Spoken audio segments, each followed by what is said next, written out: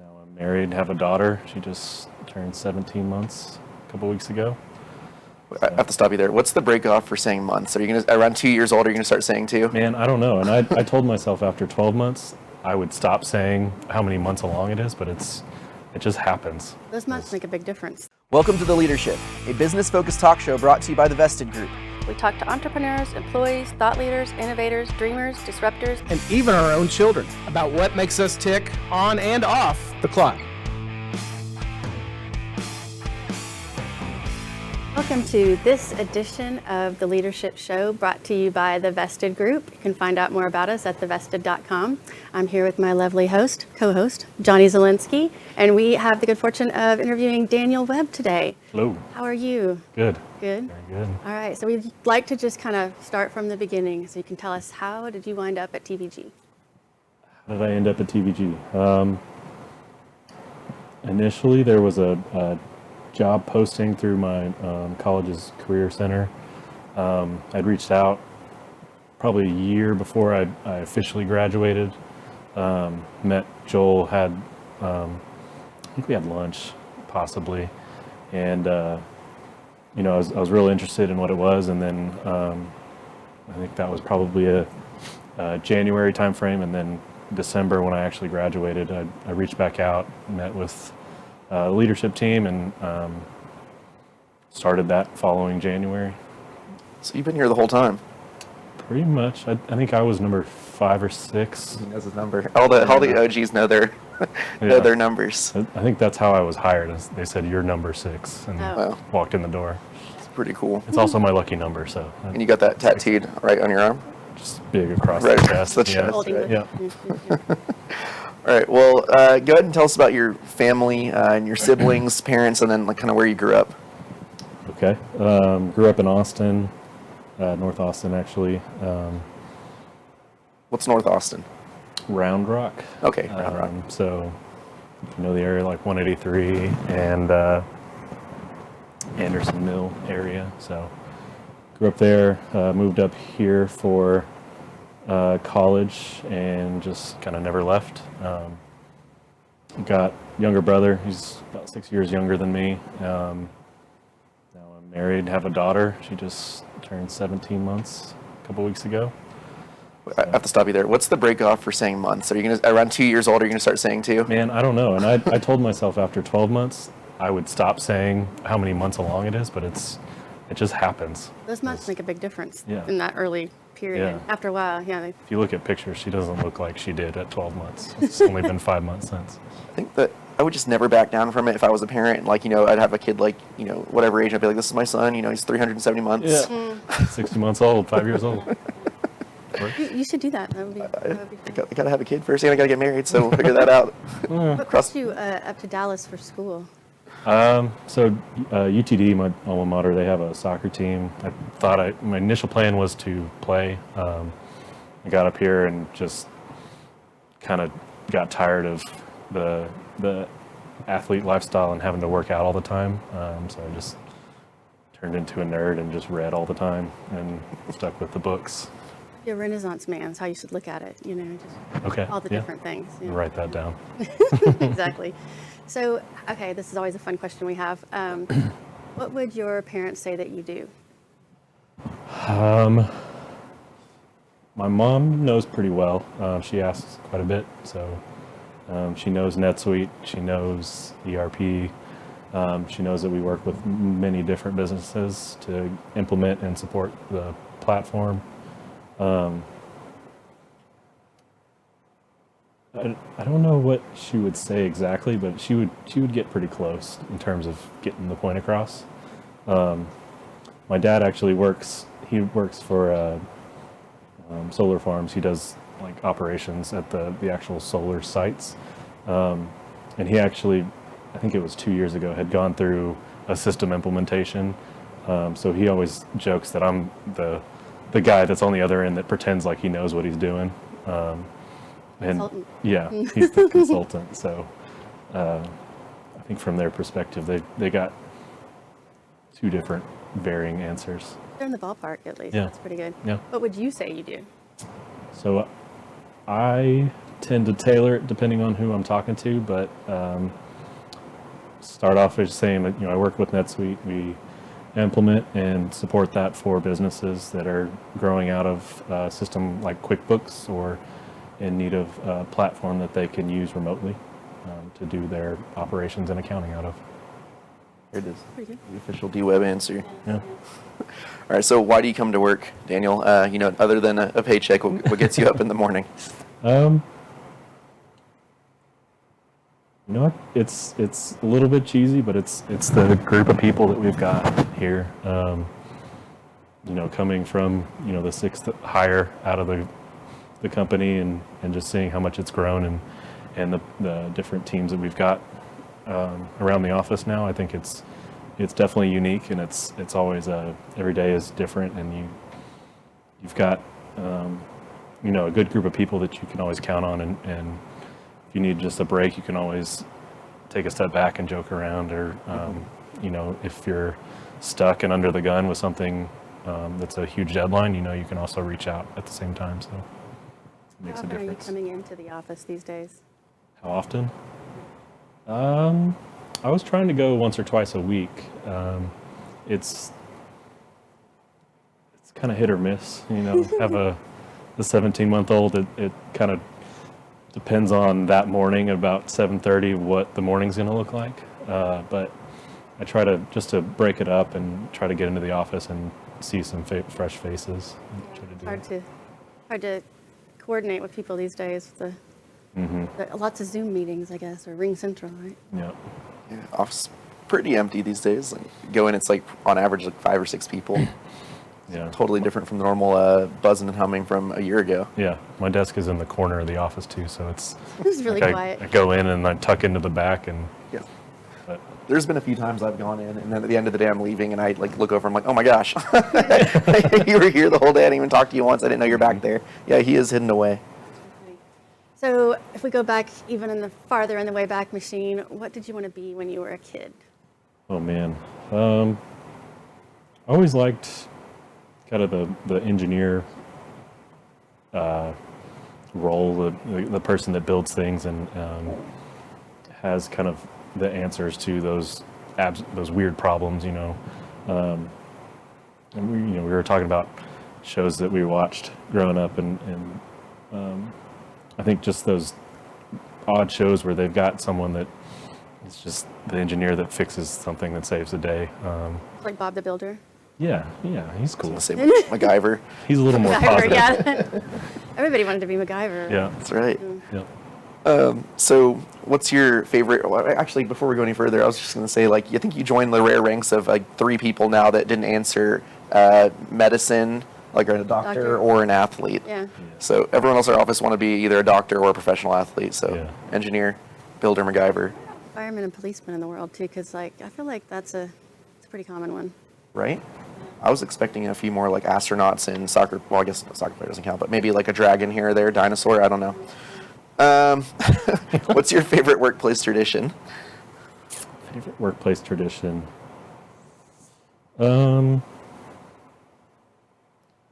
Overall, I think our just the different events that we've had for like our quarterly meetings. It's one of the things that really attracted me at first when I first started is just I feel like Joel and the rest of the leadership really tries to make a point that to get everyone together for that afternoon or that day just to kind of catch up. You get status quo of the company, but you also do some kind of fun activity. Is there one that stands out in particular that you're thinking of? We went to iFly. This was a few years ago. I was gonna say, I missed that. Yeah, that one was a lot of fun. Just you sit in a desk or in meetings all day with all these people, and then getting to jump in a wind tunnel and do flips and all kinds of acrobatics that you wouldn't expect them to. That was a lot of fun. The guys that work there do it, and you're like, what? It looks so easy. I know, because you're struggling. Frustrating for sure. All right, so what do you wish that people knew about you? Oh man, I don't have a lot of secrets. Doesn't have to be a It's secret. exactly what a person who has a ton of secrets would say. Yeah. Exactly. Go ahead, spill them.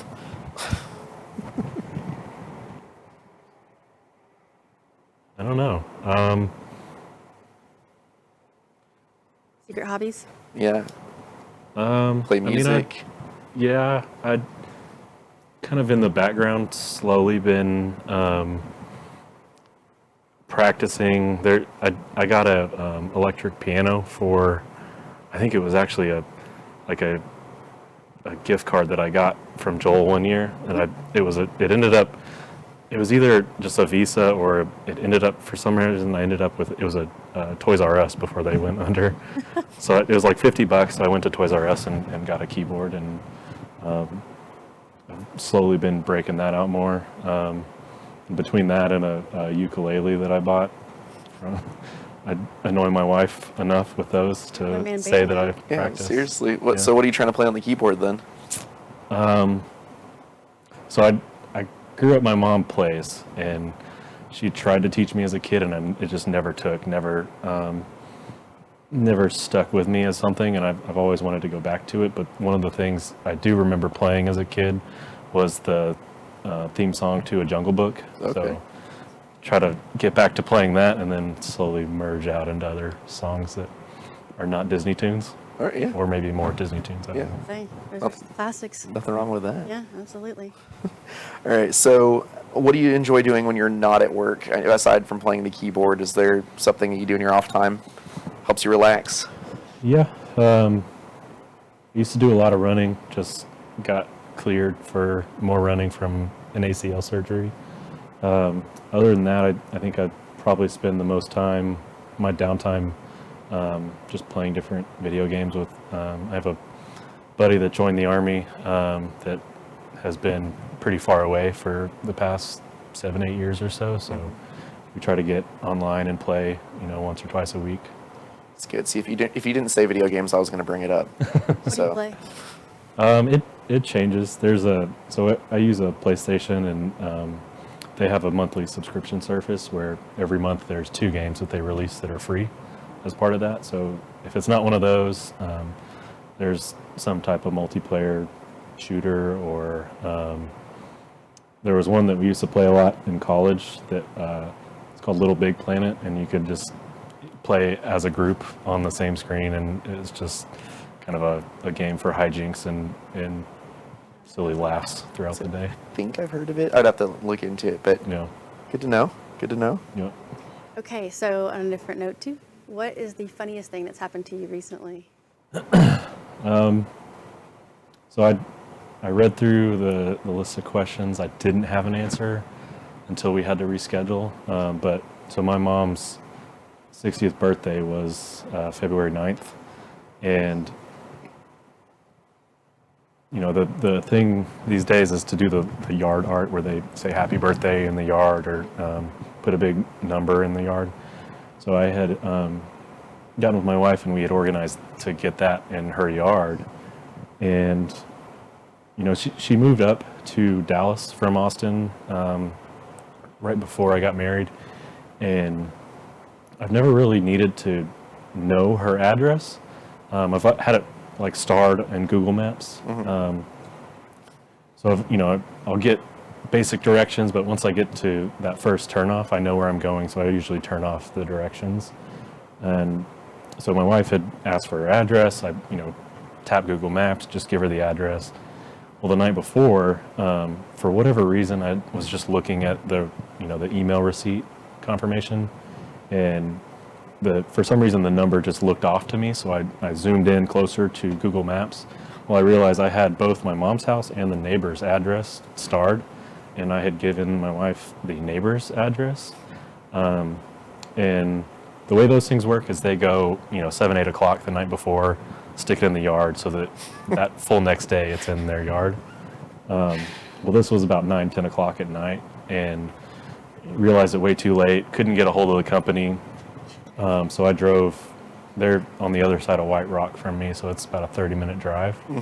So about 11 o'clock at night, was trudging through my neighbor's yard, or her neighbor's yard, and moving these signs one by one, all by myself. How long did that take you? probably 30, 40 minutes, because we had actually gone, they give you an option just to say happy birthday or their name or put the number, the age in there with some decorations, and we had, Done all wanted out. his 60th birthday, so I wanted to do them all. So I had the number, the happy birthday, her name, and they had all these different decorations on the side that I had to worry about if I set it up in the correct proportions that they had laid it out in the neighbor's yard. Actually, we did that for Elise's birthday this last weekend, and Joel told me that story, and I'm just cracking up thinking about going through and move all those signs over. Yep. I would have just been like, Mom, go out front. Now look in the neighbor's yard. That's for you. All the way to the end. All the way to the end. There, look to your left. That's it. It made for a better surprise though, because she didn't notice, because she usually locks up their house at night, and they glass windows in the front. She would have seen them in that case, but I'm just glad I didn't make too much noise cursing through the yard, because it was starting to get really cold at this Yeah. point too. Yeah, I'm so, sure. Gee whiz, that's too funny. Comedy of errors. All right. So we finished the interview. We walk outside. There's a lottery ticket on the ground. It's worth $15 million. Like, you want it. There's no ands, ifs, or buts. What are you doing with all that money? Man, I'd take care of family first, but I've kind of come to a point in life where I really, you get a lot more from giving to people. So as cheesy as it was, I would try to find a way to use that for not just my own self-benefit. So just pull an Oprah, you get $1 million, you get $1 million, you get $1 million. Oh, wow. You'd be running out real Yeah, quick. you get some good feels from that, though. Get sure. like 5 people, and all you really need is a small percentage of that to live off of. So Are any of those 5 people in this room? yeah, Yeah? there's 3. Perfect. That's a really good answer. answer. Yeah, absolutely. We'll definitely touch this video up extra special. Yeah. Yeah, no problem. So I All make right, sure it's so- the best interview ever. Exactly. So if you had to pick one song to play every time you walked into a room, what would it be? One song. There's one that we actually used to joke about having a theme song in college. It's the Gary Glitter. Oh man, I'm running. You know what I'm talking about? It's the theme song. I thought it was going to be the Everyone Yoda knows it. Seagulls one for sure. The Star Wars video. That's a you sent good me. one, too. Yeah. That would be a one to drive a lot of people away from you, but It's not a Jungle Book song, though. no. Okay. This Gary Glitter it's a good song to really get you pumped up. I think they play it in most like sports intro videos. Okay. We'll have to dig around, see if we can find something. Link it to the video. Yeah. Yes. We'll get you. Put it in the show notes. There you go. All right. So last question: if you are CEO tomorrow, Joel's gone, you take over. What's the first thing you're going to do?